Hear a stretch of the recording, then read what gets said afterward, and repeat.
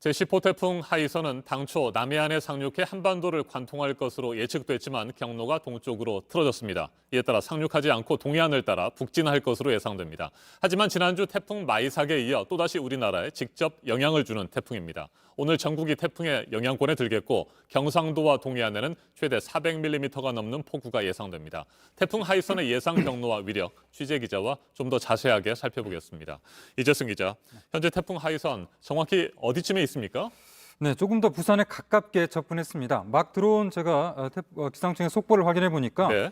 현재 이 태풍 하이선은 부산 남쪽 약 80km 해상을 지나고 있습니다. 중심 부근엔 최대 풍속이 초속 40m로 강한 등급을 유지하고 있는데요.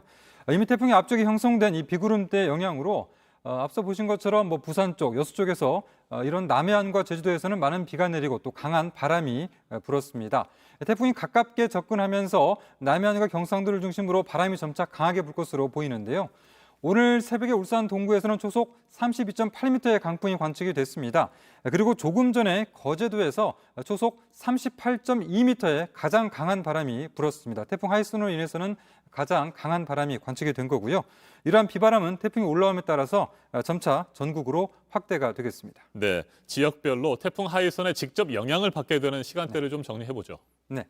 일단 제주 서귀포에 가장 가깝게 지난 시점은 오늘 새벽 3시쯤입니다. 네. 그리고 나서 그 당시에는 제주 동쪽 240km 해상을 지났습니다. 제주도와는 조금 거리가 있었고요. 오히려 일본 규슈와 좀 더 가깝게 통과를 했습니다. 그리고 이제 오전 9시쯤에 부산 앞바다를 스치듯이 지나가서 동해로 진출할 것으로 보이는데요. 기상청 예측은 부산 동쪽 40km 해상을 스치듯 지나간다 이렇게 예측을 하고 있습니다. 그러니까 초속 25m 이상 바람이 부는 이 폭풍 반경이 120km 정도 됩니다. 태풍 하이선이. 네. 그래서 부산을 스치듯이 지나간다고 하지만 거의 부산을 통과한다고 이렇게 볼 정도로 아주 강한 위력을 보일 것으로 보입니다. 이후에는 부산을 스치듯 지나가서 이후에는 동해안을 따라 북상해서 오후 3시쯤에는 강릉 앞바다를 지나겠고 또 이 강릉 앞바다를 지난 시점이 결국은 강릉과 서울이 유도가 비슷한 시점이기 때문에 수도권과도 가장 가깝게 통과하는 시점이라고 볼 수가 있습니다. 이후에는 점차 북한으로 넘어간 이후에 오늘 밤 10시부터 11시 사이쯤에 북한의 함경북도, 청진 남쪽 부근에 상륙할 것으로 이렇게 전망이 되고 내일 새벽에는 소멸할 것으로 예상됩니다. 네, 그렇다면 오늘 하루 전국 모든 지역이 태풍의 영향권에 들게 되는 거고 비와 바람이 이어지는 겁니다. 네, 그렇습니다. 지금까지 태풍 하이슨으로 인해서 가장 강하게 바람이 분 곳은 앞서 말씀드린 것처럼 경남 거제 쪽 초속 38.2m의 바람이 불었습니다. 그리고 울산에서는 초속 32.8m의 강풍이 불었고 제주도 고산에서는 31m 정도의 바람이 관측이 됐습니다.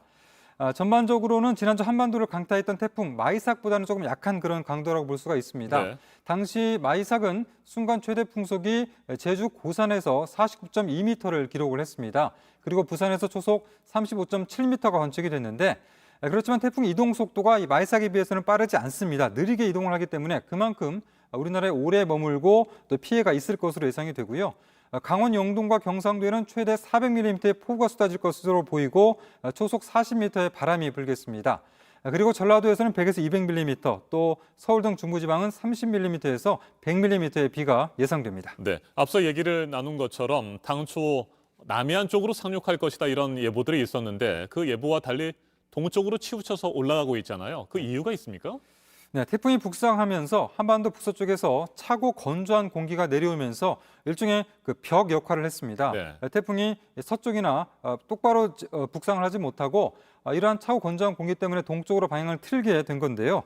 하이슨이 우리나라에 올 때까지는 고수연 해역을 거치면서 초강력 태풍으로 발달을 했지만 어제 일요일부터는 상층에서 강한 바람이 부는 지역으로 들어서면서 태풍의 강도가 줄어들고 방향이 조금씩 동쪽으로 바뀌고 있습니다. 또 일본 열도를 지나면서 받는 충격에 따라서 힘이 조금 더 약해지는 그런 경향을 보이고 있고요.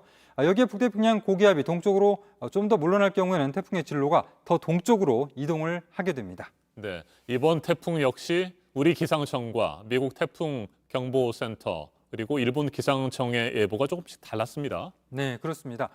우리 기상청 같은 경우는 당초에는 경남 남해안 쪽에 상륙하는 것으로 봤다가 지금 현재 상황에서는 이제 부산 앞바다를 스치듯 지나가서 동해로 진출한다 이렇게 예보를 바꾼 상황이고요. 미국 합동 태풍 경보센터 그리고 일본 기상청 같은 경우는 기존에 계속해서 남해안에 상륙한다는 전망을 지금도 유지를 하고 있는 그런 상황입니다.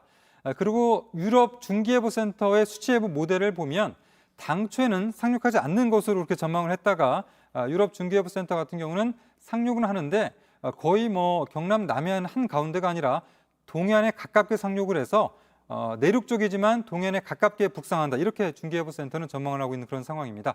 굉장히 좀 혼란스러운 그런 상황이라 볼 수가 있는데 아무튼 이 다른 그 국가의 태풍 예보 또 우리나라 기상청의 태풍 예보와 상관없이 결국은 동해안을 따라서 북상하는 것은 맞기 때문에 그만큼 태풍의 위력은 강하다라고 볼 수가 있어서 태풍과 가장 가까이 접근하는 지역에서는 계속해서 주의를 기울이고 또 피해 대비를 해야 되겠습니다. 알겠습니다. 일단 여기까지 정리를 하고요. 이재성 기자는 잠시 후에 방기성 K웨더 예보센터장과 함께 태풍의 상황 좀 더 살펴보도록 하겠습니다. 잠시 후에 다시 나와주시고요. 네.